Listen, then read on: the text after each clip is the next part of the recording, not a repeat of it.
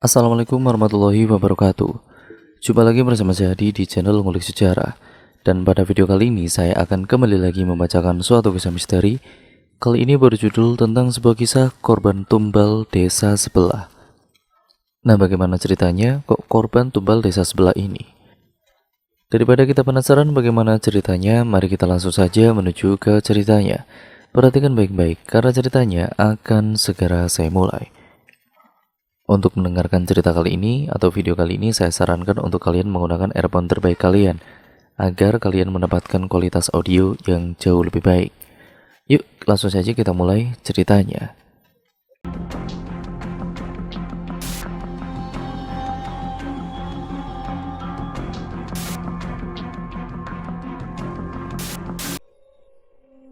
Langit saat itu berwarna merah, menandakan Nata dan juga beberapa temannya harus pulang dari bermain. Saat itu ia bermain di sebuah sungai. Di daerahnya, sungai itu biasanya dibuat untuk cuci baju dan juga mandi.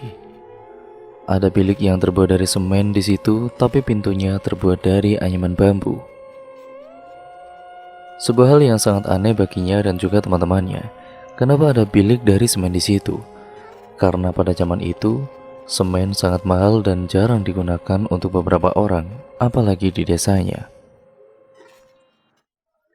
Desa yang hanyalah sebuah desa kecil yang kebanyakan masyarakatnya memiliki rumah bertembok anyaman bambu pada saat itu. Maka tak heran, bilik semen ini menjadi hal yang terlihat mewah.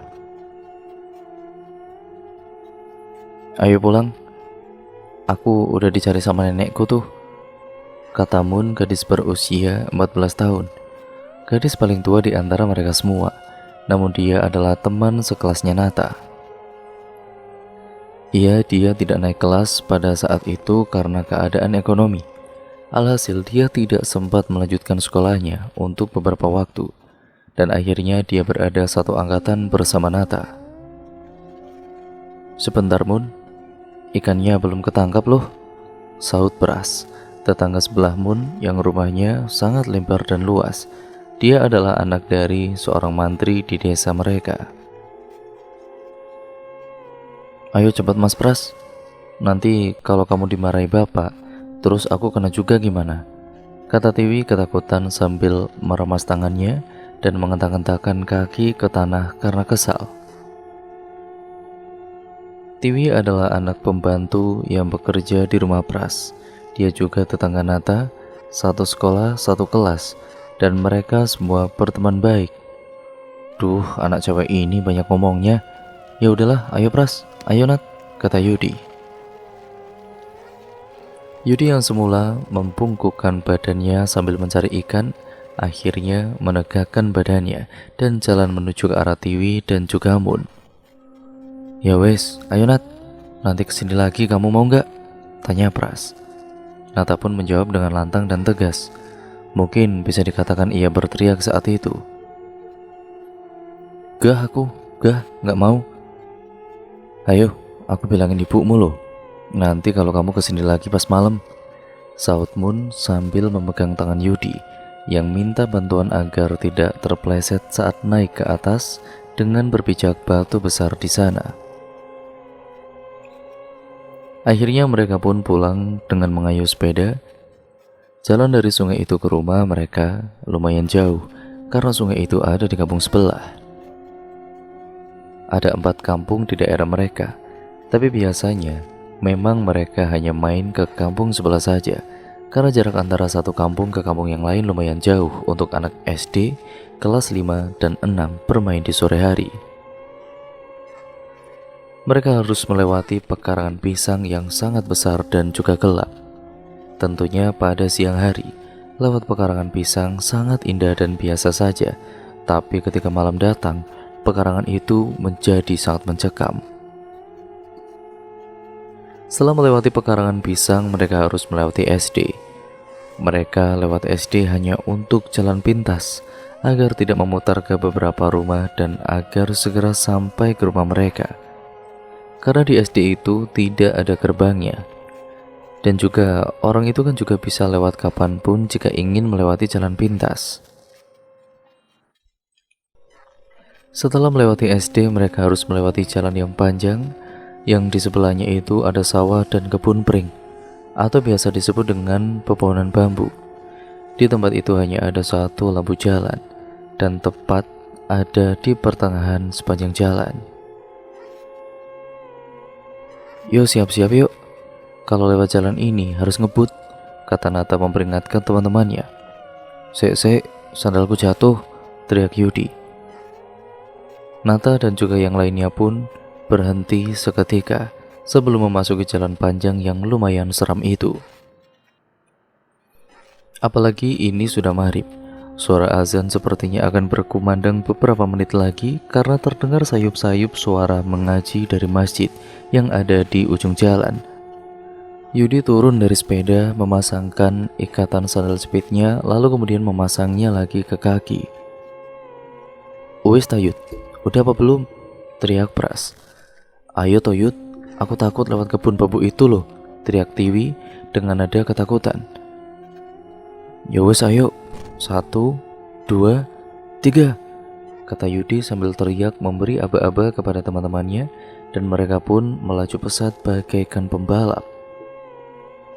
Tepat pukul setengah 7 atau 18.30, Nata sudah sampai di rumah. "Mas, sudah sholat atau belum?" tanya ibunya Nata sambil melihat Nata yang keluar dari dapur setelah mengambil air minum. "Sudah Bu," jawabnya sembari menenggak air dan berlari ke kamar. "Ganti bajunya Toleh," teriak ibunya sambil melipat alat sholatnya yang telah dipakainya. Kamarnya Nata hanya dibatasi oleh selambu, dan setelah itu ada ruang tamu yang juga ruang keluarga, yang juga ruang makan juga. Nata pun punya adik perempuan bernama Sinta. Dia masih kelas 1 SD, rambut Sinta panjang lurus dan kulit dia putih pucat.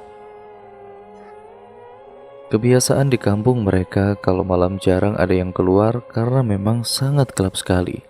Dan jarak antara satu rumah ke rumah yang lainnya juga tergolong sedikit jauh karena pasti harus melewati kebun-kebun. Nata merebahkan punggungnya ke kasur sambil mengambil buku dan juga mejanya dan mulai membaca. Tiba-tiba ibunya Nata masuk ke dalam kamar dengan masih memakai mukena. Dia hanya diam saja. Nata pun kaget karena ia kira itu adalah sosok pocong.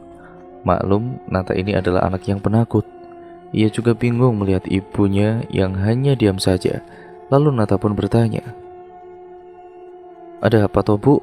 Kok diam di pintu gitu?" Ibunya tetap diam dengan muka datarnya. "Bu?" tanya Nata sambil menutup bukunya. "Sudah sholat belum Le?" jawabnya datar. "Sampun Bu," jawabnya dengan ketus.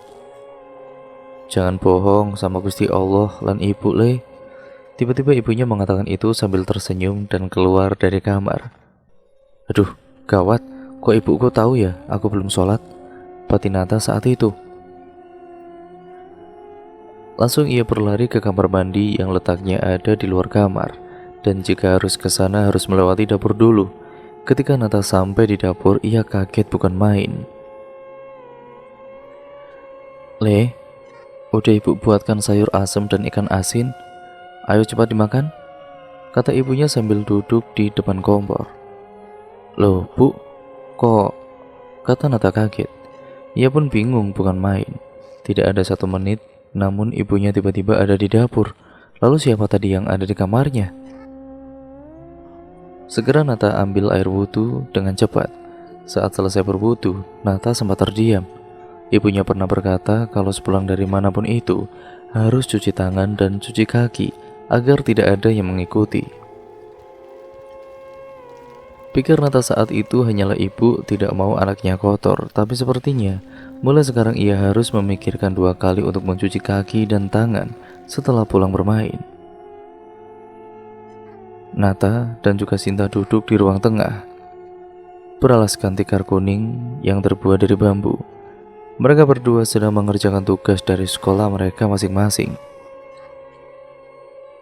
"Mas, iki piye to Mas Nata?" Sinta menunjukkan buku kepada Nata, bertanya soal PR matematika. Nata pun menjawab dan mengajari dia tentang PR yang dia kerjakan. Sekilas Nata melirik mencari di mana ibunya. Ibunya ada di belakangnya, sedang menjahit beberapa pesanan dari warga sekitar. Waktu sudah menunjukkan pukul 9 malam. Kok cepat sekali yo, batin Nata. Rasanya tiba-tiba mata ini mulai mengantuk. Sesaat kemudian, Nata melihat jam dindingnya. Waktu sudah menunjukkan pukul 1 pada dini hari. Nata ketiduran, tapi anehnya pintu depan terbuka. Ia pun bangun dan berjalan untuk menutup pintu. Bu, ibu, Nata memanggil ibunya. Namun tidak ada jawaban. Saat sampainya ia di ambang pintu, tiba-tiba Nata melihat ada Andong lewat. Nata pun tetap diam, tidak ada pikiran apapun. Karena mungkin itu adalah Lekto, supir Andong yang tinggal beberapa rumah dari sini. Tapi Nata perhatikan kudanya itu bukan kuda yang biasa Lekto tumpangi. Nata pun melihat lagi dengan sesama. Ia melihat ada sosok wanita dengan jarik dan juga rambutnya seperti pengantin Jawa. Nata pun hanya diam. Tiba-tiba Andong itu tepat berhenti di depan rumahnya. Suasana menjadi sepi, bahkan tidak ada angin satupun di sana. Wanita itu juga tetap diam. Ia merasa tidak bisa bergerak. Nata pun bingung harus berbuat apa. Wanita itu kemudian menoleh ke arahnya sambil tersenyum. Dan Nata pun mulai sadar ada yang tidak beres. Ia berusaha meraih pintu dan menutupnya, tapi tangannya tiba-tiba kaku, kakinya juga kaku. Namun, Nata tidak bisa bergerak pada kala itu. Dan dengan cepat, wanita itu melompat dari Andong dan lari ke arahnya, sambil tertawa dan teriak di depan mukanya. Ojo melu-melu maneh. Nata terbangun dengan keringat dingin. Ibu dan juga adiknya yang berada di sebelahnya kaget bukan main, dan kebingungan juga. Sinta pun memberikan segelas air sementara ibunya bertanya, "Mimpi opo toleh? Kok sampai kayak gini kamu?" Nata hanya diam sambil melihat ke arah jam pada kala itu. Ternyata jarum jam itu menunjukkan pukul 21.15 atau jam 9 malam. Sepertinya ia mimpi buruk. Ada apa dengan hari ini? Tanyanya dalam hati. Dan malam itu Nata memutuskan untuk tidur bersama dengan adik dan juga ibunya. Esok harinya, aku bermimpi orang yang mukanya kayak Mbak Lintang, kata Nata sambil berjalan bersama dengan Pras sepulang sekolah. Mbak Lintang siapa toh? Jawabnya sambil makan pentol dalam kresek. Mbak Lintang itu loh, anaknya Pak Wadimin yang mau menikah. Tapi Dor, pulang kok nggak ngajak-ngajak. Tiba-tiba saja Mun mengagetkan mereka berdua. Pras pun tersedak pentol karena kaget dengan kedatangan Mun yang tiba-tiba. Akhirnya mereka pun melanjutkan perjalanan pulang ke rumah dengan jalan kaki. Di tengah perjalanan, mereka melihat sesuatu yang ramai sekali di tengah sawah.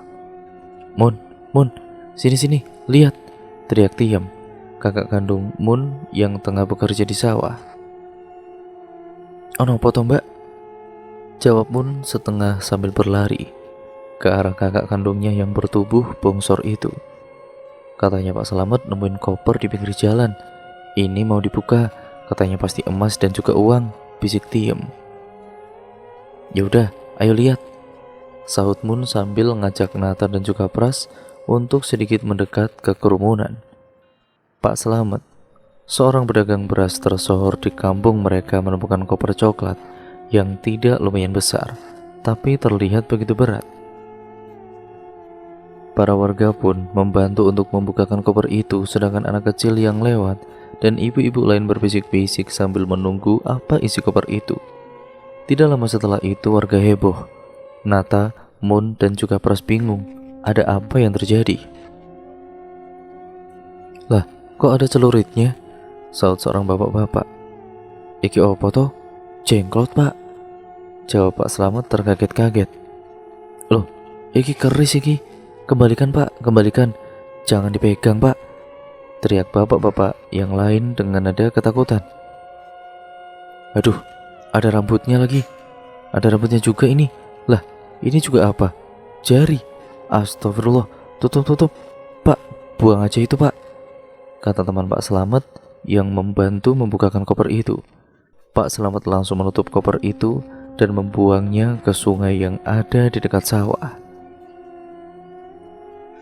Dia melemparkannya sambil mengucapkan doa-doa agar tidak terjadi hal-hal yang tidak diinginkan. Bapak-bapak dan juga ibu-ibu yang ada di sana kebingungan dan situasi terasa sedikit mencekam. Mereka saling bertatapan dan berbisik-bisik satu sama lain tentang kejadian itu. Nata pun bertatapan mata dengan Pras dan juga Mun. Mereka bingung harus berkata apa. Sepertinya hari ini akan menjadi hari yang sangat mencekam di kampung itu. Mbak Tiam langsung menyuruh mereka pulang, dan mereka pun pergi tanpa mengucapkan sepatah kata apapun. Sepertinya hari ini jangan main aja yuk, Rek, kata Nata. Pras dan juga Mun menganggukkan kedua kepala tanpa berbicara satu patah kata pun. Mereka segera berjalan setengah lari menuju arah pulang ke rumah mereka masing-masing pada siang hari yang terik itu. Sore hari telah tiba.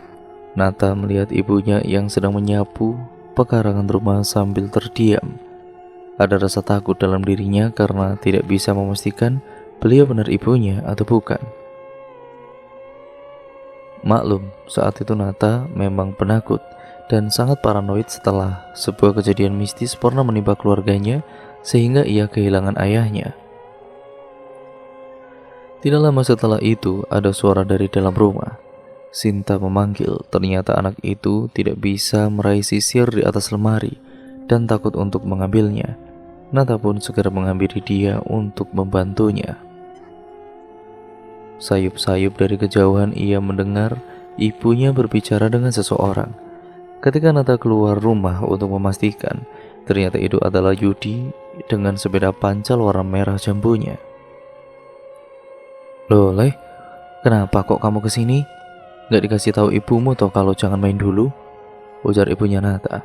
Yudi melihat Nata, dan dia segera mengarahkan sepeda ke arahnya tanpa memperdulikan ibunya Nata dan bertanya. Katanya gak boleh main yo, ada apa toh? Saut Yudi. Ada, jawab Nata terpotong oleh ibunya. Wes, pulang sana Yud, rumahmu jauh, jangan sampai maghrib sampai rumah. Jangan mampir kemana-mana Yole, ujar ibunya Nata. Yudi pun mengayuh sepedanya dan pergi sambil memasang muka masam tanpa melihat Nata. Nata pun bingung, kenapa Yudi main ke rumahnya sore-sore begini setelah ada temuan koper berisi hal-hal mistis itu. Apa tidak ada yang memberitahu dia? Tentunya berita seperti ini harusnya cepat beredar di kampung kecil mereka. Sore hari itu langitnya sangat merah. Anginnya juga kencang. Nata khawatir dengan Yudi karena rumahnya lumayan cukup jauh, hampir dekat dengan kampung sebelah. Nata mengintip jalanan dari jendela ruang tengah. Sepi, tidak ada orang lewat ataupun tukang bakso dan juga anak kecil. Nata terbangun dari tidurnya. Ia melihat sekeliling dan melihat ibunya dan juga Sinta sedang tidur di kamar. Nata berdiri untuk mengambil air putih di ruang tengah yang sudah disediakan oleh ibunya. Nata pun kemudian duduk di lantai yang beralaskan tikar sambil menuangkan air ke dalam gelas. Sambil meminum air, ia melihat ke arah jendela. Aneh sekali batinnya. Selambu rumahnya sepertinya lupa tidak ditutup. Tapi Nata tetap duduk dulu sambil menikmati air putih segar dari kendi kecil di depannya. Ketika ia merasa sudah cukup minum, Nata berdiri dan berpikir untuk menutup selambu coklat usang itu. Matanya tiba-tiba melihat sesuatu yang ganjil di luar jendela. Ada arak-arakan lewat di depan rumah, tapi mereka berjalan sangat pelan sekali. Tidak perlu menunggu waktu yang lama, Nata tersadar sesuatu. Itu arak-arakan apa? Kok ada di malam hari? Dan ketika Nata menyipitkan mata untuk melihat dengan seksama, ternyata itu bukanlah manusia. Ia melihat sosok hitam dengan rambut di mana-mana. Jumlahnya ada banyak, dan mereka sedang mengangkut keranda tua. Bukan, itu bukan keranda mayat, batin Nata. Itu seperti kereta para raja tapi diangkat oleh sesuatu yang sangat menyeramkan. Nata sangat terpaku melihat mereka. Ia pun tiba-tiba tidak bisa bergerak. Nata mulai menangis karena takut jika salah satu dari mereka melihatnya.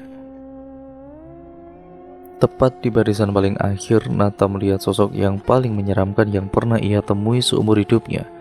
Nata melihat makhluk yang tidak bisa ia deskripsikan bentuknya itu. Seperti badan kera, tapi dia sangat besar. Bola matanya seperti mau keluar, berambut panjang, dan yang lebih parahnya lagi, taringnya hampir menyentuh tanah dengan liur di mana-mana. Nata bisa melihat liurnya. Ia pun mulai sesak dan juga meronta-ronta, tapi ternyata Nata hanya bisa diam. Makhluk itu akhirnya melihat Nata. Tamatlah aku, batin Nata saat itu. Nata tidak bisa membaca ayat kursi. Ia lupa seketika apa isi ayat tersebut. Nata dengan jelas melihat makhluk itu kebingungan dan berjalan pelan ke arahnya. Nata takut, sangat takut sekali sampai tidak bisa bernapas. Tiba-tiba selambu itu tertutup dengan cepat dan seseorang memanggil namanya. "Mas Nata," kata Sinta sambil melotot. "Sinta?" Tangisnya lega sambil memeluk adiknya dengan erat. Nata mengambil napas dalam-dalam dan mengembuskannya. Tiba-tiba ia teringat bahwa makhluk itu sedang ada di luar. Langsung Nata tarik tangan Sinta ke dalam kamar agar tidak terjadi apa-apa. Nata melepaskan genggamannya dari Sinta dan kemudian membuka tirai kamar. Tapi Nata kaget bukan main setelah masuk kamar itu. Ia melihat Sinta tidur berpelukan erat dengan ibunya. Nata pun tidak mau menoleh ke belakang. Sejenak ia terpaku lagi. Nata bisa merasakan napas yang sedang dekat dan bau bangkai dari belakang lehernya. Pikirannya campur aduk. Rasanya ia mau pingsan saja kala itu. "Le, ngapain kok kamu di depan pintu?" kata ibunya. Nata terbangun dari tidurnya dan mengucek kedua matanya. Nata bisa merasakan tubuhnya bisa bergerak lagi. Napas panjang ia ambil sebelum ia lari ke arah kasur lipat yang ditiduri oleh ibunya itu. Beliau melihat Nata dengan tatapan bingung. "Coba istighfar dulu, Le. Ibu ndak tahu kenapa, tapi kayaknya ada hal yang harusnya tidak kamu tahu. Dan harusnya tidak kamu lihat juga, malah ada di depan mata, Yole. Ayo, ikuti ibu," kata ibunya menenangkan Nata sambil membaca beberapa ayat suci dan Nata pun mengikutinya. Tidak terasa, Nata pun kemudian terlelap karena ia bisa merasakan tubuhnya sangat lelah pada malam itu. Singkat ceritanya, Nata melihat teman-temannya bermain di halaman sekolah pada jam 10 pagi. Mereka terlihat riang dan juga gembira. Sambil senyum, Nata ini menyeruput minuman yang dibawakan oleh ibunya dari rumah. Tiba-tiba bayangan itu datang lagi.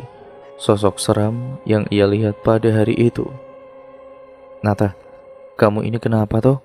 tanya Pras sambil duduk di kursi depan kelas, tepat sebelah kirinya. "Iyo Nat, ada apa toh sebenarnya? Ini udah 4 hari kamu diam saja seperti ini loh," saut Yudi sambil memakan pentol dari kresek sambil kepanasan. "Sebenarnya aku mau cerita kepada kalian, tapi aku takut kalau kalian bilang aku bohong," jawab Nata sambil mengayunkan kakinya. "Ya gimana kalau hari ini kita main di rumahku? Nanti aku belikan bakso Cak Timan yang banyak kesukaan kita," seru Pras sambil berdiri dan tersenyum sumringah. Nata dan juga Yudi, ya tidak bisa menolak ajakan Pras karena iming-iming Cak Timan. "Wah, boleh juga sepertinya," batin Nata. Sepulang sekolah, mereka pun segera pulang ke rumah masing-masing dan segera mengganti baju agar bisa sampai ke rumah Pras dengan cepat. "Wah, makan bakso," ucap Nata lirih sambil mengganti baju di kamar. Ibunya masuk ke dalam rumah dari arah dapur sambil membawa bak isi cucian baju kering. "Mau kemana, Le? Kok ndak makan dulu kamu?" tanya ibunya sambil menurunkan baknya dan mulai memanaskan setrika. "Nata mau ke rumah Pras yuk, Bu. Sekalian di sana mau makan bakso. Pras udah belikan katanya," jawabnya sambil menyisir rambut. Ibunya pun tiba-tiba berdiri dan mengambil sesuatu dari arah dapur. Beliau kembali dengan membawa beberapa wadah kecil yang terbuat dari anyaman bambu yang biasanya dibuat untuk menaruh sesajen. Memang beberapa waktu ini setiap rumah di kampungnya selalu menaruh sesajen di depan pagar rumah mereka masing-masing. Tapi Nata sama sekali tidak ada pikiran apa-apa tentang hal itu. Karena memang setiap 2 bulan sebelum tahun baru Islam, yaitu malam 1 Suro, pasti kampung mereka menaruh sesajen di depan rumah. "Kasihkan ini ke Putri Yole," kata ibunya Nata itu sambil memberikan 2 kantong kresek yang berisi wadah sesajen. "Uangnya udah toh, Bu?" tanyanya sambil menerima kresek hitam itu. "Belum, Le. Nanti kalau dibayar tolong bawain dulu ya. Kalau nanti pas kamu kasihkan itu tapi Putri ndak ngasih uang, jangan ditagih, Le. Nanti biar Ibu Wai yang nagih. Biasanya pas beli sayur di Melijo ketemu kok," jawab ibunya Nata sambil kembali duduk dan menyetrika baju. Nata pun kemudian bergegas menuju rumah Pras sambil membawa 2 kantong kresek besar sambil mengayuh sepeda usangnya. Sepanjang perjalanan ia melihat banyak sekali sesajen di depan rumah warga. Tapi entah mengapa, kali ini aura kampungnya sangat-sangat berbeda. Nata merasa ada yang aneh di sini. Di kejauhan sebelum ia berbelok, Nata melihat Pak Yasim membawa rumput untuk ternak sapinya. Rupanya beliau sedang berbincang dengan Pak Wan, ayahnya Tiwi yang bekerja sebagai seorang petani. Mereka kemudian berjalan lurus ke arah kandang kambing sambil membelakanginya. Karena Nata tidak konsentrasi menyetir sepeda usangnya, ia tidak sengaja melewati lubang sehingga kresek titipan ibunya jatuh dan isinya itu berhamburan. Sambil merapikan kembali, Nata mendengar kedua pria itu berbincang. "Iya, Pak. Katanya itu Pak Yanto yang ngirim santet ke keluarganya Pak Tri," kata Pak Yasim sambil merapikan rumput dalam becaknya. "Ya terus sampean opo lihat kerandanya Nyai itu kapan hari, Sim?" tanya Pak Wan sambil menaruh cangkul ke tanah dari pundaknya. "Saya tidak tahuan, tapi kata Mbak Purbo, kemarin dia merasakan ada yang melihat kerandanya Nyai. Salah satunya adalah Ning Sri. Makanya pecelnya dia tutup terus toh, orangnya demam terus, soalnya dia katanya lihat sesuatu.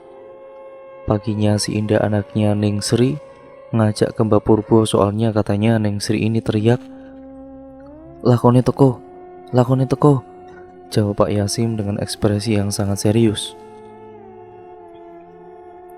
Kan yang lihat Ning Sri aja yo. Kenapa sampai kita disuruh sama Mbak Purbo buat berjaga-jaga dan tetap di rumah kalau malam tiba? Pasti ada beberapa yang lihat," sahut Pak Wan sambil ketakutan. Wadah sesajen sudah Nata rapikan ke kresek. Ia tidak sempat mendengar percakapan mereka berdua yang semakin menjauh. Segera Nata kayu sepedanya lagi dengan hati-hati dan berbelok ke arah rumah Pras, rumah paling besar di kampung mereka, satu-satunya rumah yang temboknya terbuat dari batu bata. "Ambilin sambal sebelahmu dong, Yud," pinta Nata sambil membawa mangkok bakso yang penuh dengan kuah.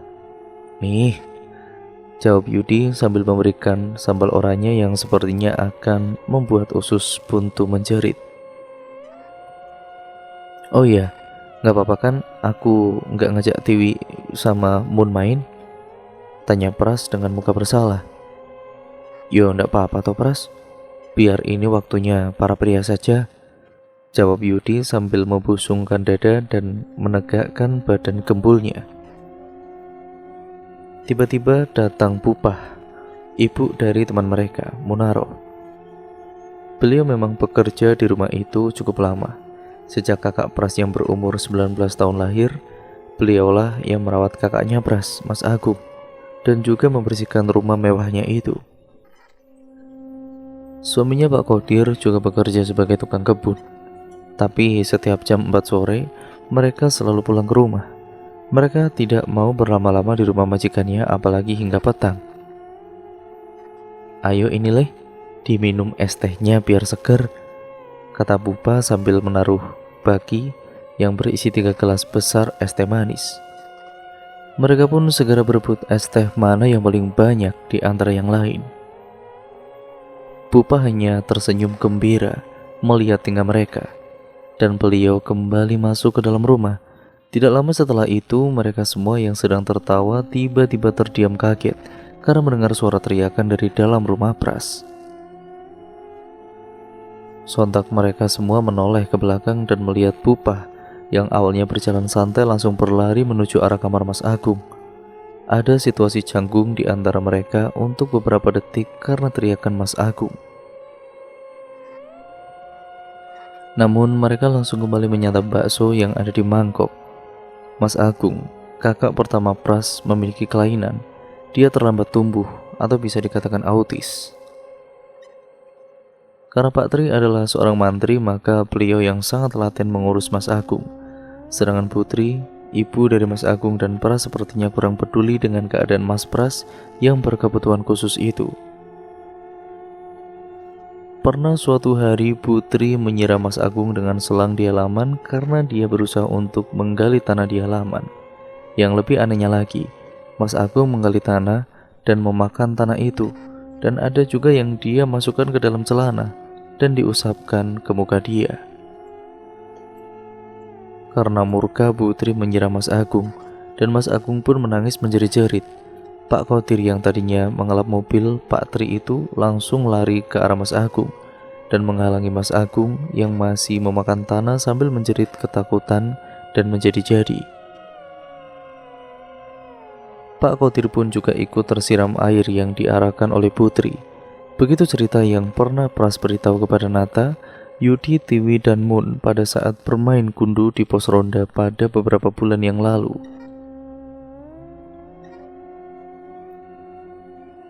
Kamar Pras terasa dingin meskipun tanpa ada kipas angin. Mereka semua duduk di lantai sambil membaca buku komik yang ada di rak buku milik Pras itu. Keluarga Pras memang kaya raya.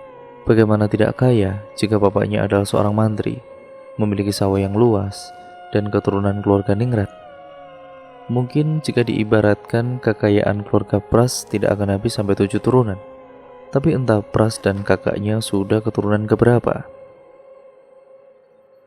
Di saat senggang, Nata pun menceritakan apa yang terjadi padanya beberapa waktu lalu kepada dua sahabatnya ini tentunya. Mereka kaget dan juga tidak percaya terhadap apa yang Nata ceritakan. Yudi hanya melongo sambil meremas guling, sedangkan Pras melotot sambil minum air putih sepanjang Nata menceritakan kejadian horor itu. "Tapi Nat, aku percaya sama kamu," kata Pras sambil mencondongkan badan ke arahnya.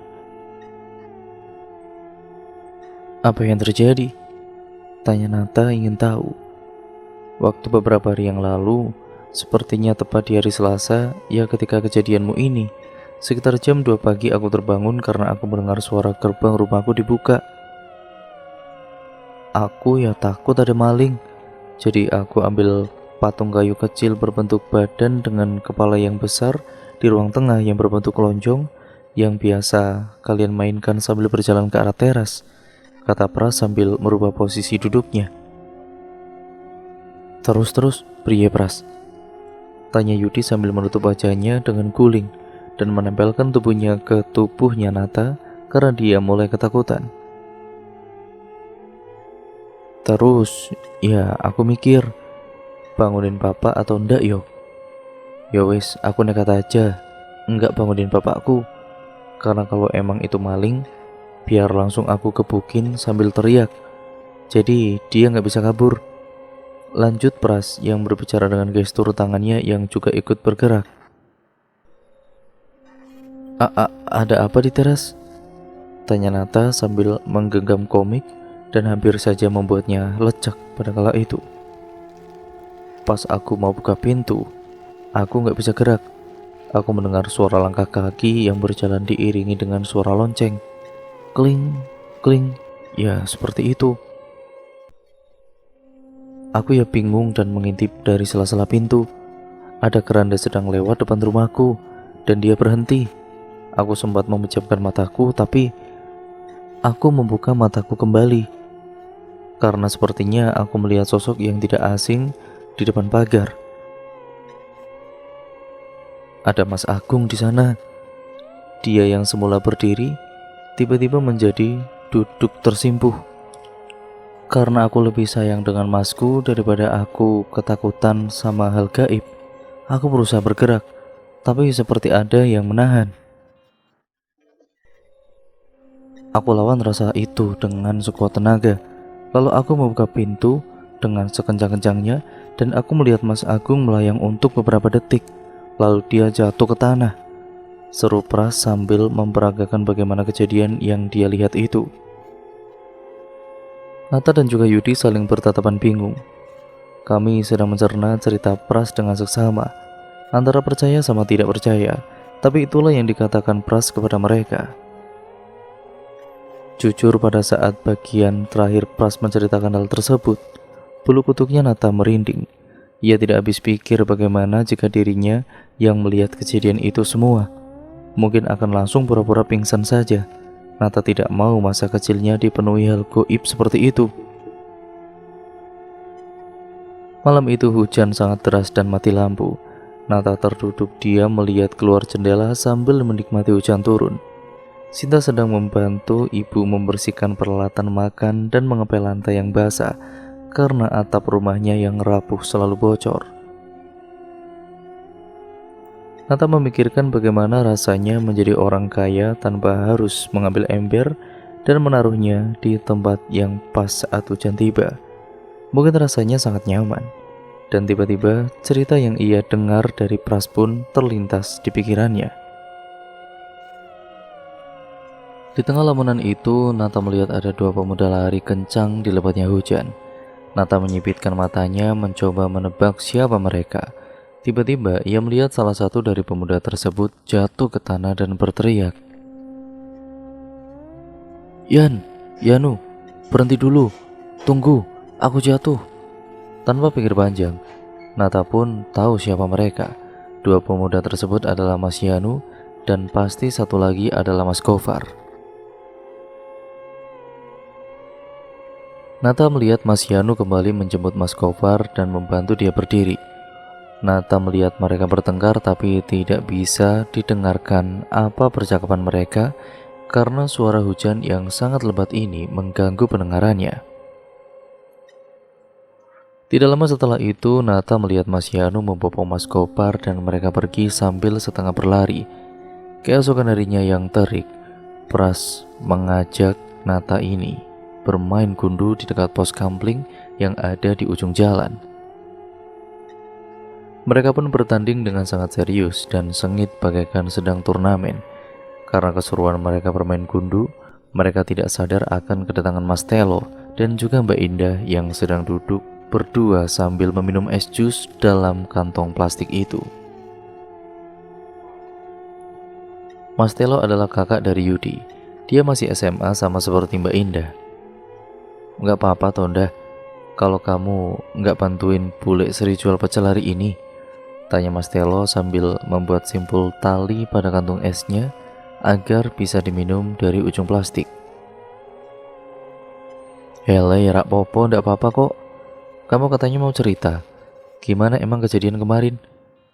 sahut Mbak Indah sambil mencopot sandalnya dan mulai menaikkan kakinya. "Iyonda, Gofar dan juga Yanu kemarin siang ke hutan belakang kampung. Sebenarnya mereka sudah janjian sama aku, tapi aku masih bantuin bapakku nanam jagung di sawah dah," kata Mas Telo sambil menaruh punggung di dekat gubuk pos kampling. "Terus gimana Tel?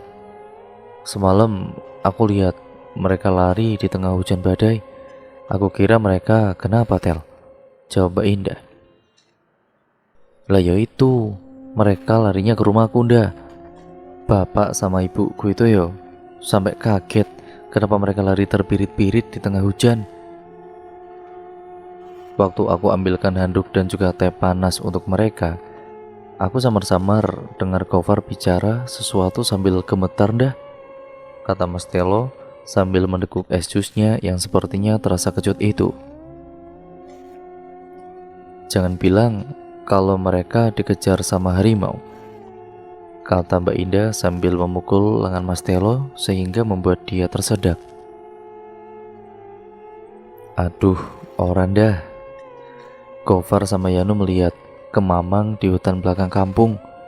Bukan hanya satu dah, tapi mereka bilang yang dilihatnya itu ada 3 kemamang, jawab Mas Telo dengan muka kecut. Mbak Indah yang mendengar itu diam tanpa kata. Matanya membesar dan tatapannya kosong, seolah dia ini jatuh ke dalam lamunan keji dan suram karena mendengar kata itu. Bahkan dia tidak bergeser sedikit pun dari tempat dia berada. Purbo, laki-laki muda gondrong dan berkulit sawo, duduk di seberang rumah dengan menghisap rokok dalam-dalam. Dia melihat sekeliling, merasakan ada sesuatu yang janggal dan aneh pada saat itu.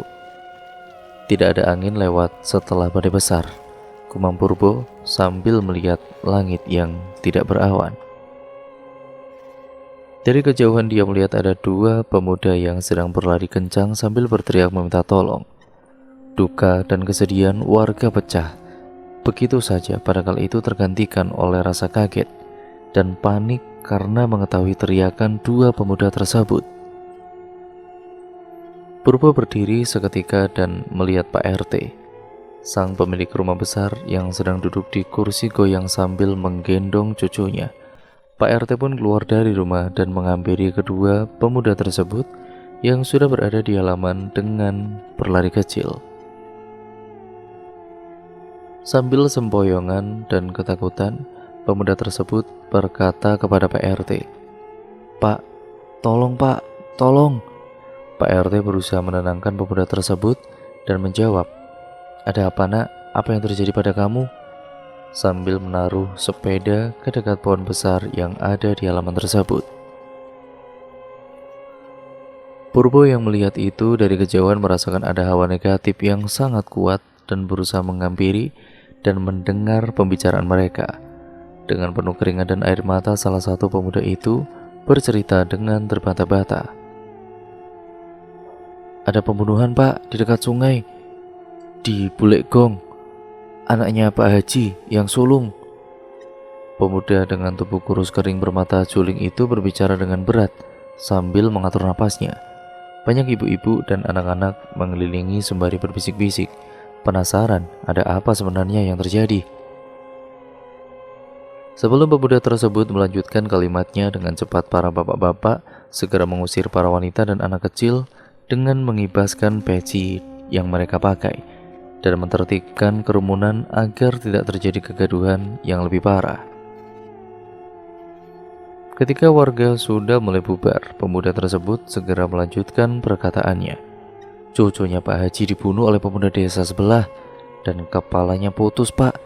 Ayo segera kita tolong." Mendengar pemuda tersebut berbicara dengan nada yang kencang, para warga yang bubar berlari ketakutan menuju rumah mereka masing-masing.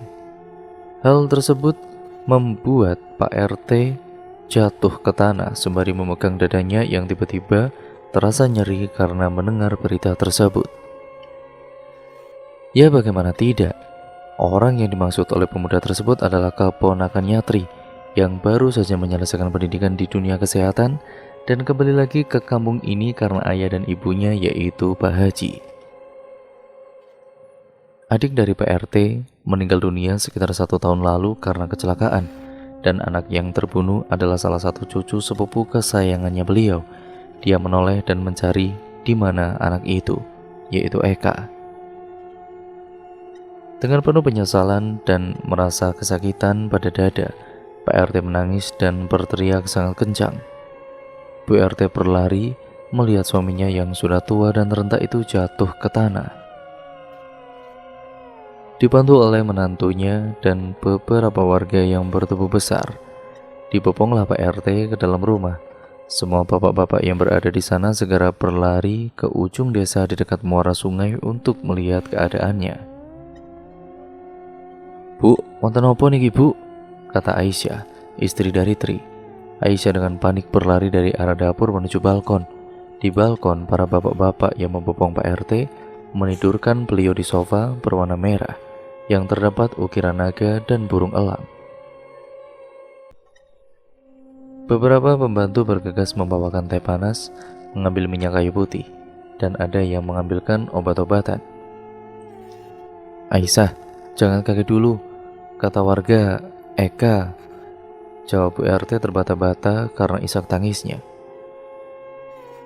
Sambil menahan kepala Pak RT di pangkuannya, beliau melanjutkan. Eka di sungai." Aisyah yang semula duduk berlutut di sebelah Bu RT segera berdiri dan berlari ke arah sungai yang bernama Bulekgong yang berada di ujung desa itu. Sambil mengangkat jaritnya agar tidak terselip saat berlari, Aisyah menangis kencang dan berteriak. Pikiran Aisyah sangat campur aduk, dia panik dan ketakutan. Banyak pikiran yang ada di benak dia. Banyak kejadian yang berat, yang sangat-sangat berat menimpa keluarga kecilnya beberapa tahun terakhir ini. Dia tidak menghiraukan para warga yang mencoba untuk menenangkan dirinya dan menahannya agar tidak mencari Eka dan Tri di Bulekgong. Dia tidak tahu kejadian apa di sungai. Ada apa dengan Tri? Ada apa dengan Eka? Yang dia tahu, dia hanya berlari sambil menangis karena dia tidak ingin terjadi hal-hal yang buruk. Winda, anak perempuan Pak RT yang menjadi sahabat Aisyah, segera mengikutinya dari belakang. Aisyah berhenti di dekat pohon bambu di atas sungai. Bulekgong ada di bawah pohon bambu itu. Hanya perlu berjalan beberapa langkah menuju ke sungai tenang yang biasanya dijadikan tempat mencuci baju, mandi, atau bahkan buang hajat oleh para warga desa di sana. Dia melihat dari balik pohon bambu. Sudah banyak warga yang berkerumun. Tidak berpikir panjang, Aisyah segera menuruni jalan tersebut dengan kaki yang berdarah-darah. Di tengah dia menuruni tangga yang hanya terbuat dari tanah gunduk. Dia terjatuh karena rasa sakit luar biasa dari telapak kakinya.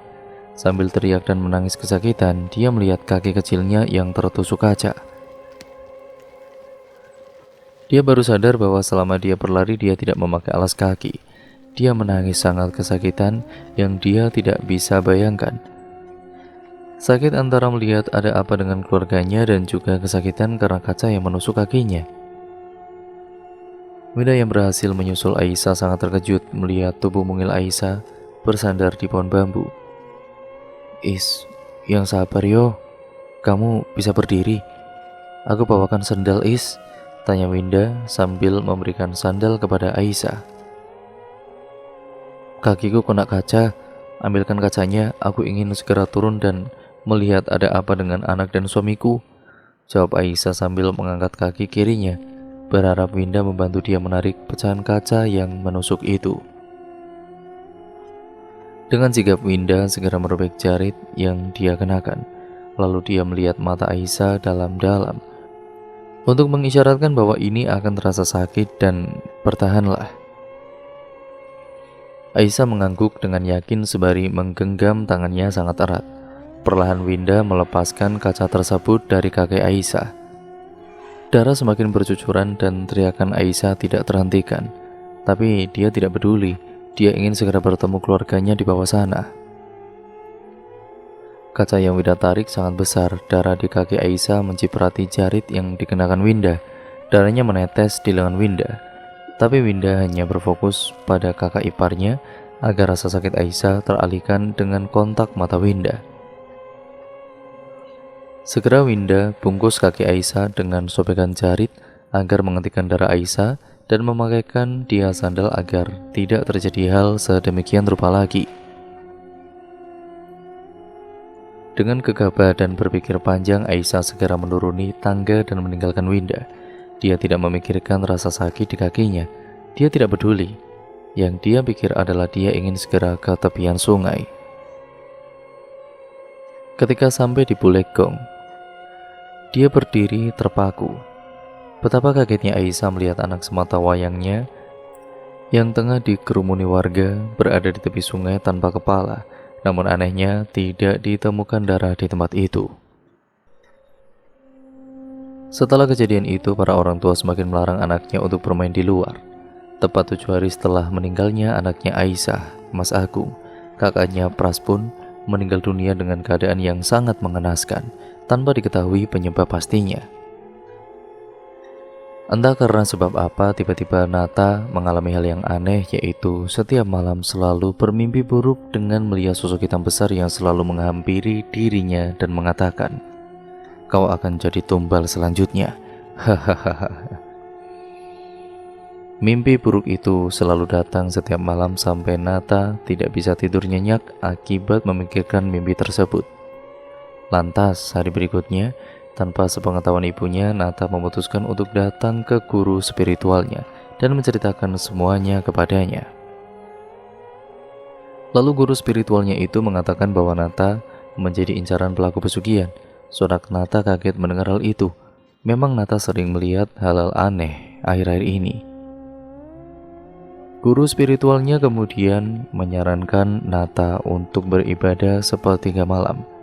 Pada malam itu, Nata langsung lalu melakukan ibadah sesuai arahan gurunya tersebut.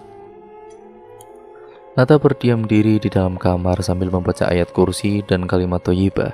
Sempat Nata mendapat gangguan mulai dari jendela yang bergetar hingga kursi yang pindah dari tempatnya. Namun Nata bergeming, ia tidak ingin kalah dari kekuatan jahat itu. Pada akhirnya Nata selesai membaca ayat-ayat tersebut dan azan subuh berkumandang. Sejak saat itu, mimpi itu sudah tidak pernah muncul lagi di tidurnya. Namun anehnya setelah Nata merasakan mimpi buruk itu, tersiar kabar bahwa keluarga dari Pak Lek Darto yang rumahnya ada di desa sebelah mengalami lumpuh dan hanya bisa bersedih di sebelah ranjang. Katanya terkena stroke di seluruh tubuh sehingga tidak bisa lagi berjalan dan berbicara. Dan setiap warga yang akan menjenguk Pak Lek Darto dan keluarganya selalu diganggu oleh sosok hitam besar yang digambarkan oleh masyarakat lainnya sama dengan sosok yang hadir dalam mimpi buruknya. Dari ahli spiritual mengatakan kalau gangguan yang terjadi di desa ini ulah dari seseorang pelaku pesugihan yang mencari mangsa untuk ditumbalkan, dan pelaku itu sendiri adalah Pak Lek Darto.